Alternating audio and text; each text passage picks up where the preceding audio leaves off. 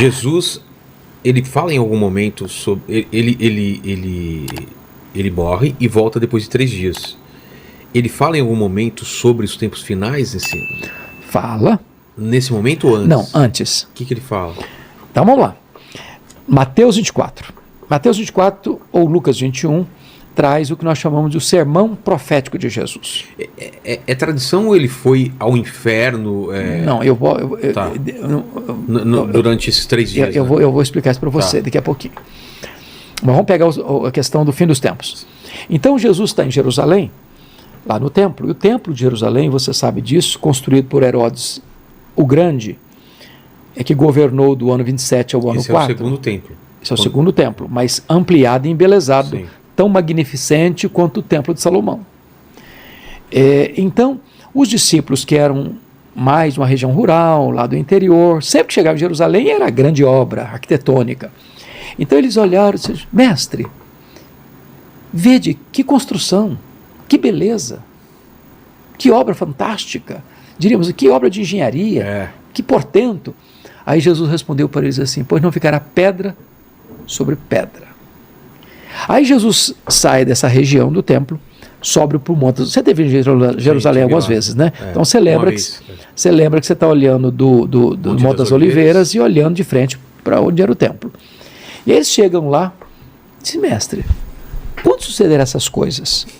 Ou seja, quando é que esse templo vai ser destruído? E que sinal haverá da tua vinda e da consumação dos séculos? Então estão fazendo 2 perguntas. Quando vai ser destruído o templo? E quando vai ser o final dos tempos, segunda vinda. Então Jesus começa assim: vede que ninguém vos engane. Primeiro sinal da segunda vinda de Cristo: engano religioso. Normalmente hoje surgem 5 novas religiões todo dia. Os falsos mestres, os falsos profetas, as falsas igrejas, os falsos pastores, os falsos ensinamentos, por aí afora. Haverá guerras e rumores de guerras. Só no século XX nós tivemos 2 sangrentas guerras mundiais, guerras tribais, guerras étnicas, guerras religiosas, o mundo um barril de pólvora. Terremotos, agora, né? Inclusive agora. Terremotos em vários lugares. Houve mais terremotos do século XX para cá do que no restante da história. Haverá fomes e pestilências, as pragas, as pestilências, as epidemias, as pandemias. Nós fomos assolados por um recentemente. Haverá que mais? Perseguição religiosa. Vos matarão, vos perseguirão. Do século XX para cá, mais cristãos foram martirizados que em todo o restante da história. Nas mãos de quem? Do comunismo ateu. Das religiões, às vezes, radicais. O que mais vai ter? Esfriamento do amor. O amor se esfriará.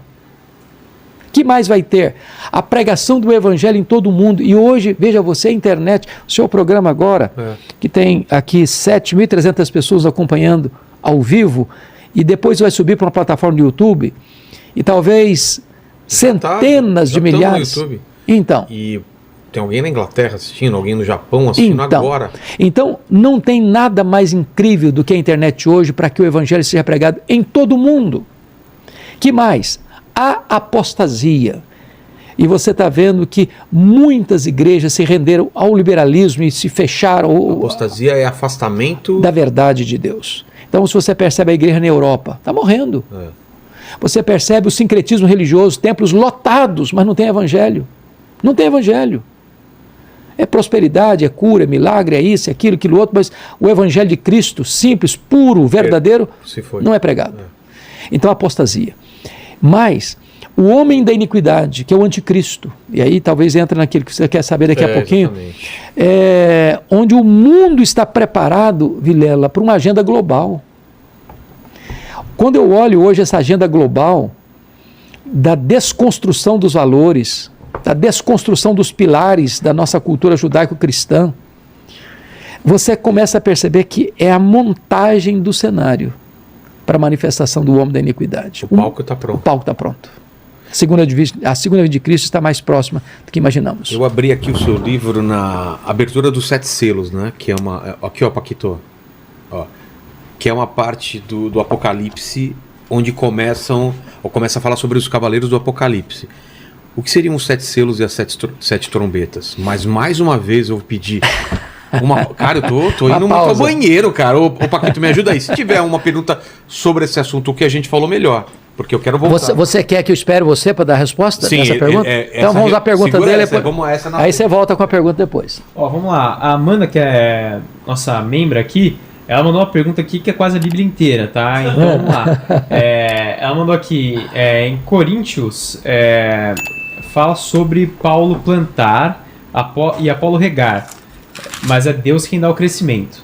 E hoje em dia, essa divisão que não existe numa cidade com relação à placa de igrejas. Não há comunhão entre os cristãos de uma única cidade. Antigamente era os cristãos em tal cidade, os cristãos naquela outra cidade. Hoje em dia, em uma cidade, a impressão que dá é divisão dos irmãos devido à denominação. E ela pediu para você comentar o que você acha disso. Muito boa pergunta. Veja bem, então ela está se referindo ao texto de 1 Coríntios 3, versículo 6. Eu plantei, Apolo regou, mas o crescimento veio de Deus. De modo que nem o que planta é alguma coisa, nem o que rega, mas Deus que dá o crescimento. O que ele está querendo dizer esse texto é o seguinte: nós não somos concorrentes, nós somos cooperadores.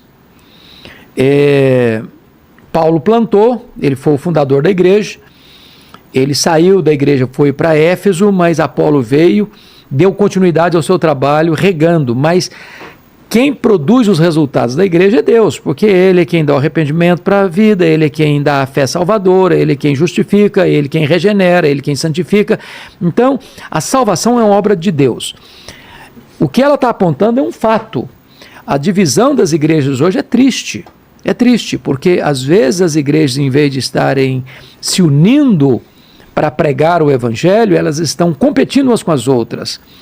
Eu estou falando de igreja, não estou falando de seita, que pregam heresia, que desvirtua a verdade, porque nós não podemos nos unir a não ser na verdade.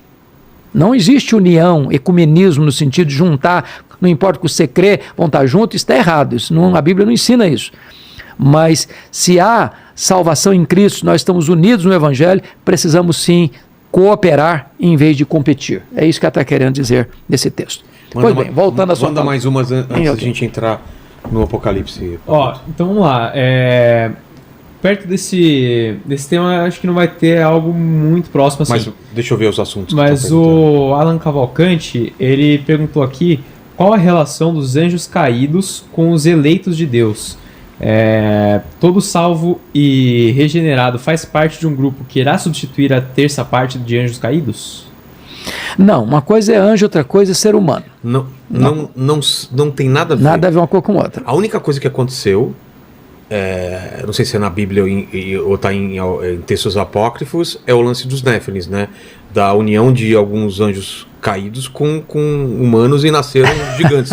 Ou não? Não, eu não penso assim, não posso concordar com isso. Eu vou dizer por quê. Porque eu não posso concordar com isso. Embora muitos cristãos acreditem nisso, pessoas muito bem conceituadas acreditem nisso. Eu não creio assim. E vou lhe dar as razões. Primeiro, Jesus disse que no céu nem se casa, nem se dá em casamento, seremos como os anjos. O que significa isso? Que os anjos são assexuados. Os anjos não são uma raça. Os anjos não procriam. Entendi. A mesma quantidade de anjo que Deus criou é a quantidade que existe. Nem mais, nem menos. Então, anjo não tem relação sexual. Segundo, se hipoteticamente fosse um anjo tendo relação com uma mulher, o que nasceria daí é um ser híbrido. Quando você fala de um gigante ou de um anão, você está falando de um ser humano pleno. O que está definindo aí é a estatura dele, não a natureza dele. Então, o que o texto quer dizer lá, dos filhos dos homens se unindo com as filhas de Deus, é a mistura de casamento da geração corrompida de Caim com a geração piedosa de Sete. Está falando de casamento misto e não de sexo de anjo com mulheres. Mas seriam seres diferenciados, esses gigantes? Você encontra na história várias situações lá dos filisteus, por exemplo, não só lá na época de Gênesis, Davi e Golias. Então, tem casos sim de homens de tantos metros de altura. E hoje mas não seriam filhos de anjos com... Não, eu não posso crer nessa possibilidade, porque para mim isso contraria o todo das Escrituras. E uma das regras da hermenêutica é que a Bíblia interpreta a Bíblia. Entendi. Eu não posso... A outra pergunta tinha a ver com essa ou não? É da terça parte, né? O que Isso. era? Então, a ideia dela é a seguinte, é que como uma terça parte dos anjos caíram, se eu vou entender Apocalipse 12:3 nessa linha literal, um terço das estrelas caíram, e eu quero crer que é assim, é como se os homens salvos, os eleitos de Deus, fossem para completar essa quantidade de anjos que caíram. Não tem nada a ver isso. Então vamos para o Apocalipse. Se você falou dos 7 selos. Mas só dá um panorama. Panorama, boa. Por que esse livro ele é tão enigmático, ele é escrito dessa forma? Em que contexto? Qual a mensagem que ele queria passar para aquela época e para a gente, né, hoje em dia? Então vamos pegar o contexto histórico para entender. João é o último apóstolo de Jesus vivo. Os outros todos já tinham sido martirizados. Eu estou falando aí por volta do ano 96. Tá. Domiciano, o imperador romano, assume o governo em 81, indo até 96. Domiciano foi chamado de o segundo Nero, ou Nero redivivo, pela maneira truculenta como ele perseguiu os cristãos. Então, se você pega os imperadores, Júlio César, César Augusto, Tibério César, Calígula, Cláudio, Nero, Tito Flávio, Vespasiano, Domiciano, concluindo com Galba no final do primeiro século, nós estamos falando da maioria desses homens que não eram fluxo e cheira. Tá. Mas Nero começa a perseguição crudelíssima. Domiciano vem na mesma toada. O que Domiciano faz? Ele pega João, que era pastor em Éfeso, deporta João para esta ilha vulcânica, para esta colônia penal, chamada de Ilha de Patmos, uma ilha do mar Egeu. Então João está ali, isolado, é como se fosse a última pá de cal na sepultura da igreja sofrida. Quando Deus então abre uma porta para ele no céu e diz: sopra aqui que eu te mostrarei, não as coisas que talvez aconteçam, não as coisas que podem acontecer, mas eu te mostrarei as coisas que devem acontecer. Então o Apocalipse é uma revelação de Deus, numa linguagem muito simbólica, para um povo que está sendo massacrado, torturado e martirizado. Por isso, a riqueza de símbolos. Para quê? Para que aqueles que são de Deus entendam, aqueles que são inimigos de Deus não decifrem. Qual é o esboço de Apocalipse? É fácil de você memorizar o esboço de Apocalipse. Então você está dividindo esse livro, e quem fez isso melhor para mim foi William Hendrickson, no que se chama de 7 sessões paralelas e progressivas. Ou seja, o livro de Apocalipse não é uma linha retilínea do ponto A ao ponto B. O livro são 7 sessões paralelas e progressivas, onde a mesma verdade central é sempre enfatizada progressivamente. Qual é a verdade central do livro? É a vitória de Cristo e da sua igreja, na sua segunda vinda e no juízo final. Então, primeira sessão, os 7 candeeiros, as 7 igrejas, capítulos 1 a 3. Segunda sessão, capítulos 4 a 7, os 7 selos.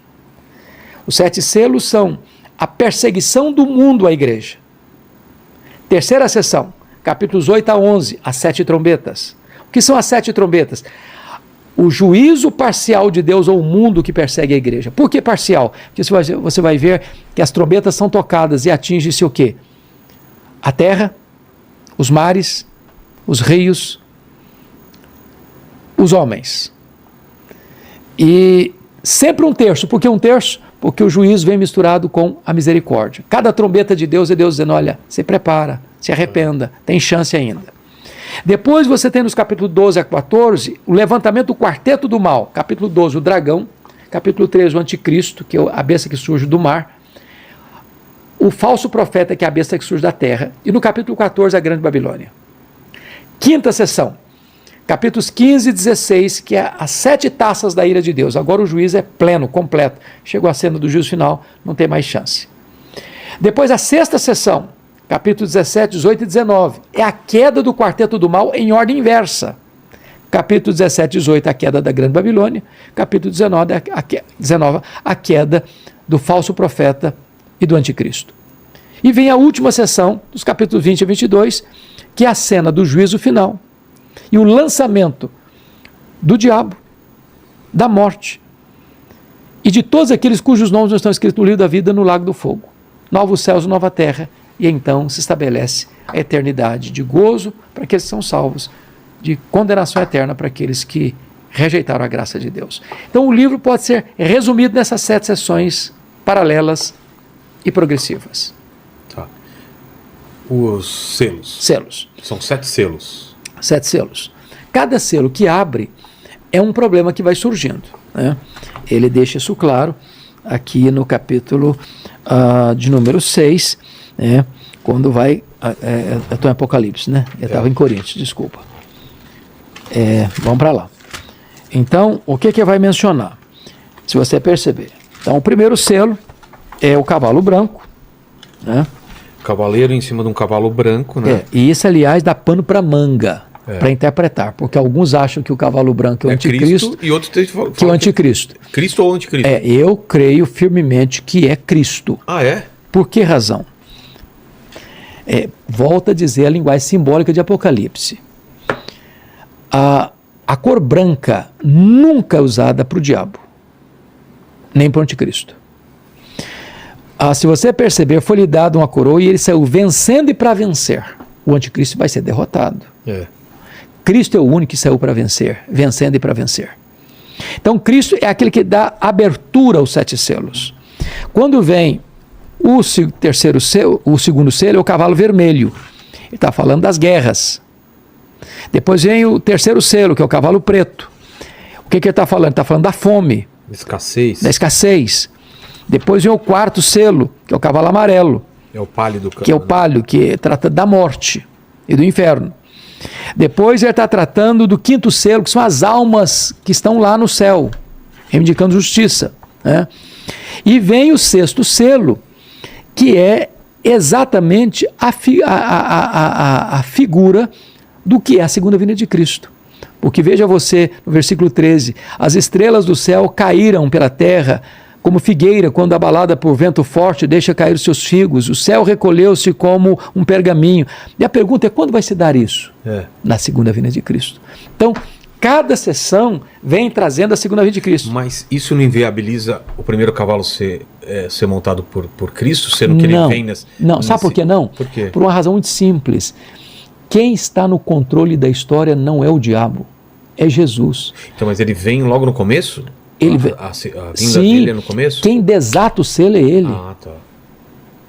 É ele. A história não está à deriva. Quando você fala de guerras, de rumores de guerras, de fome, não é que isso pega Deus de surpresa e fugiu do controle de Deus, não. Deus está no controle. A história tem as rédeas nas mãos dele. É ele quem dá a abertura dos acontecimentos. A soberania é plena dele. Aliás, uma coisa bonita, curiosidade para você. O livro de Apocalipse é o livro do trono, da soberania de Deus. A palavra trono aparece 67 vezes no Novo Testamento. 47 vezes só em Apocalipse. 12 vezes só no capítulo 4. Ou seja, antes da história entrar por essa luta imensa da perseguição, você vê Deus no trono e o Cordeiro com o livro da história em suas mãos. Ou seja, a igreja pode ter confiança de que, não importa o que vem, Deus está no controle e a história caminha para a sua consumação. E a consumação é a vitória de Cristo e da sua igreja. O arrebatamento vem antes, durante ou depois? A tribulação. Essa é uma excelente pergunta. Porque todo mundo várias pessoas têm posições diferentes. É verdade, é verdade. Então veja bem, você agora faz uma pergunta escatológica sobre a segunda vinda de Cristo. Nós temos 4 grandes correntes de interpretação. São 4? 4. São 3. São 4. Você tem o amilenismo, você tem o pós-milenismo, você tem o pré-milenismo histórico e você tem o pré-milenismo dispensacionalista, que é pré-tribulacionista. Quando o pré-milenismo histórico é pós-tribulacionista. Então, importante dizer isso. Isso não é doutrina. O que é doutrina, que é verdade, que não pode mexer, são cláusulas pétreas, é que Jesus voltará. Tá. É que os mortos vão ressuscitar. Que vai ter juízo final. Que vai ter céu e inferno. Isso é doutrina. Isso não se mexe. Agora, as correntes de pensamento sobre essa doutrina vão variar. Por exemplo, os pré-milenistas, pré-tribulacionistas, acreditam num arrebatamento secreto, diferente da segunda vinda visível. Então, eles dizem o seguinte: nós estamos aqui em 3 pessoas, certo? É. Hipoteticamente, vamos imaginar que 2 de nós aqui seja salvo e 1 ainda não. Eu e você. Não vou nem ter dúvidas. Tô brincando, É brincadeira, hein, Paquito? Não, mas nem eu tenho dúvida quanto a isso. Ô, Paquito, desculpa, viu? A gente vai. Então, o que acontece no arrebatamento secreto? Tá. Então, 2 de nós sumiria daqui. E 1 ficaria... Cadê o fulano? Cadê os caras? Cadê os caras? Sumiram. Acabou o programa, não ia. Então, tem aquela música lá, o mercado está vazio, o seu barulho já cessou, o martelo dos obreiros, né? Imagine um avião, o piloto é arrebatado, o avião fica à deriva. Então, um desespero total. Não tem base bíblica, sabe? Para isso? Guilherme, para isso. Tá. Você não vai encontrar no Novo Testamento a ideia de um arrebatamento secreto diferente de segunda vinda. Não tem. Não tem. A segunda vinda, ela tem características muito claras. Primeiro, ela é pessoal. É ele que voltará, não é outro. Ele não vai mandar um arcanjo, é ele. Segundo, ela é visível, todo olho verá. Terceiro, ela é audível. Dada a sua palavra de ordem, ouvida a voz do arcanjo, ressoada a trombeta de Deus, descerá dos céus. Quarto, ela é repentina, como o Oriente, como o relâmpago risca do céu do Oriente ao Ocidente. Num momento, no abrir e fechar de olhos. Quinto, ela é inesperada, é como um ladrão de noite. Não manda um telegrama, nem um WhatsApp dizendo, olha, tal dia faz um cafezinho, pão de queijo que eu estou chegando. Vai acontecer. Né? Sexto, ela é inescapável, é como uma mulher grávida que dá para dar luz, não dá para desmarcar esse evento. Nenhuma corte tem autoridade para desmarcar esse evento. Sétimo, ela é vitoriosa. Ele vem, coloca todos os inimigos debaixo dos seus pés, se assenta no trono e julga as nações. Então, essas são características da segunda vinda. Não tem arrebatamento secreto. Não há base bíblica para isso. Essa é uma das opções. E as outras? Então, o que é que eu entendo? Eu, particularmente, como calvinista que sou, eu defendo a ideia e a posição amilenista. Eu acho que ela é mais simples, mais fácil de entender, mais clara à luz das Escrituras. O que ela diz? Que vem os sinais, que são eloquentes, que nós citamos aqui: engano religioso, guerras, terremotos, fomes, epidemias, esfriamento do amor, perseguição religiosa, apostasia, tal, etc. Tá. Jesus vem, pessoalmente, visivelmente, se assenta no trono, julga as nações, novos céus, nova terra, condenação. A segunda vinda de Cristo põe fim na história, acaba a história, começa a eternidade. Não tem tribulação? Sim, a igreja passará por ela. Quando? Antes antes da volta de Jesus. Ah, tá. Só o pré-milenismo dispensacionalista é pré-tribulacionista, como se o arrebatamento acontecesse antes da tribulação. Não, nós cremos que a igreja enfrentará a tribulação. Claro, óbvio, a igreja enfrentará a grande tribulação. Vou ler para você. Tá. Rapidinho aqui, eu vou ler esse texto para você perceber o que é isso. Está escrito o seguinte aqui: e a vós outros que sois atribulados, alívio juntamente conosco, quando do céu se manifestar o Senhor Jesus, com os anjos do seu poder, na sua segunda vinda, claro. Vós outros que sois o quê? Atribulados. Vai se manifestar o quê? Alívio juntamente conosco, quando do céu se manifestar. Então a igreja está passando por ela. E está escrito: e a vós outros que sois tribulados, alívio juntamente conosco, quando o céu se manifestar o Senhor Jesus com os anjos do seu poder, em chama de fogo, tomando vingança contra os que não conhecem a Deus e contra os que não obedecem ao evangelho de nosso Senhor Jesus Cristo. Esses sofrerão penalidade de eterna destruição, banidos da face do Senhor, da glória do seu poder. Quando Jesus voltar, a igreja estará, sim, debaixo de intensa perseguição. Jesus vem, os tira da perseguição na sua segunda vinda. Entendi. E os que ficam serão atribulados, ou seja, condenação eterna. E a tribulação é correto aquela coisa de 7 anos ou isso também não tem base? Basicamente é um número simbólico também, porque 7 é um número de completude. 7 é um número de completude. Então o Apocalipse é um livro simbólico. 7 selos, 7 trombetas, 7 taças, 7 igrejas, a besta que surge do mar, 7 cabeças, 10 chifres. Não dá para você literalizar isso. Imagina um bicho com 7 cabeças, com 10 chifres. Um monstro esquisito. São símbolos que representam uma realidade espiritual. Entendi. E o dragão é o... O dragão é o diabo. É o diabo. E o anticristo seria quem? O anticristo Seria boa pergunta. O correspondente de Cristo? É uma boa pergunta. Quem é o anticristo? Veja bem, o diabo sempre quis imitar a Deus. Então, como Cristo, Filho de Deus, se encarnou, ele também vai querer se encarnar. Então, o anticristo vai ser uma espécie de encarnação de Satanás. Como Cristo morreu e ressuscitou, ele vai ter um simulacro de ressurreição. Como Cristo sela o seu povo com o Espírito Santo, ele também vai querer marcar os seus com o sinal da besta. Então, o anticristo tem nome de homem, está escrito lá, nome de homem. Vai receber todo o poder de Satanás. E mas é humano, então. É humano. É humano. Olha aqui o que está escrito em Apocalipse 13. A coisa é muito grave. Está escrito aqui, ó. Foi-lhe dado também que pelejasse contra os santos, os crentes, e os vencesse. Como assim os vencesse? O diabo, o anticristo vai vencer os crentes? Vai e não vai. Agora, preste atenção. Deu-se-lhe ainda autoridade sobre cada tribo, povo, língua e nação, e adorá-lo-ão todos os que habitam sobre a terra, aqueles cujos nomes não estão escritos no livro da vida do Cordeiro, que foi morto desde a fundação do mundo. Nenhum crente verdadeiro vai adorar o anticristo. Nenhum. Jesus não vai perder nenhuma das ovelhas dele. Não pode ser enganado? Não, não pode. Nenhum salvo vai ser enganado. O que significa isso?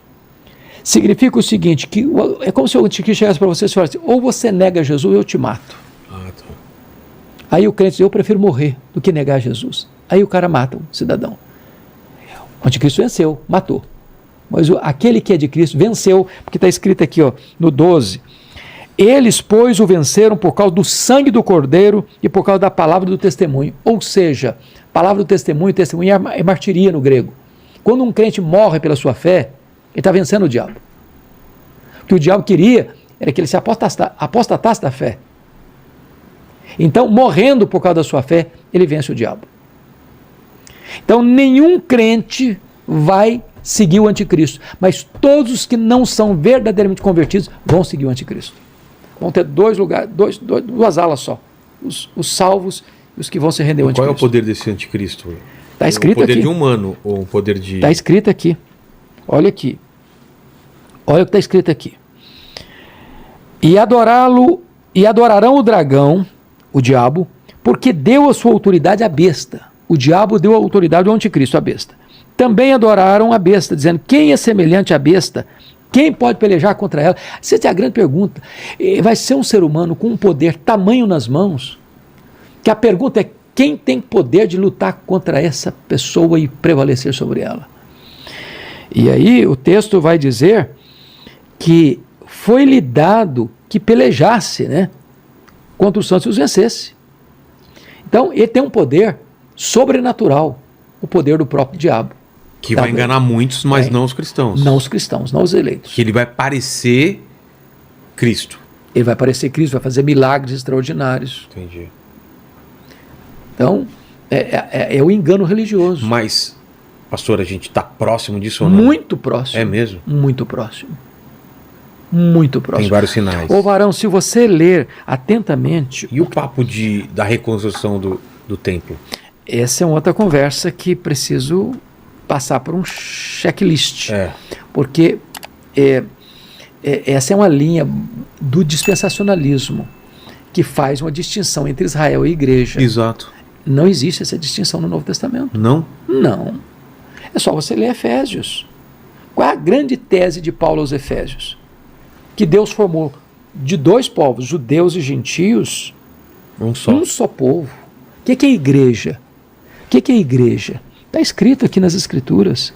Aqui Apocalipse 5, versículo de número 9. Que ele comprou com o seu sangue aqueles que procedem de toda tribo, povo, língua e nação. De tal maneira que, olha, versículo 9, digno é de tomar o livro e de abrir os selos, porque foste morto e com teu sangue compraste para Deus os que procedem de todo tribo, língua, povo, nação. Então, o que é a igreja? Ela é formada de todos os povos, de todas as raças, de todas as línguas. Judeus e gentios fazem parte de um único povo, que é a igreja, que é a noiva do Cordeiro, que é o corpo de Cristo, que é o povo lavado no sangue do Cordeiro, que vai morar com Cristo no céu. Então não tem Israel e igreja distinto, é um povo só. Não, mas a pergunta era... A construção do templo. Isso. Então você não tem base neotestamentária para a ideia de que tem que reconstruir um templo. Não é necessário, então. Porque essa é a ideia. Gera uma confusão. É a ideia de que tem que voltar todo o judaísmo, voltar todo o sacrifício judaico. E os 144 mil? São judeus, né, que retornam. Linguagem simbólica, de também. novo.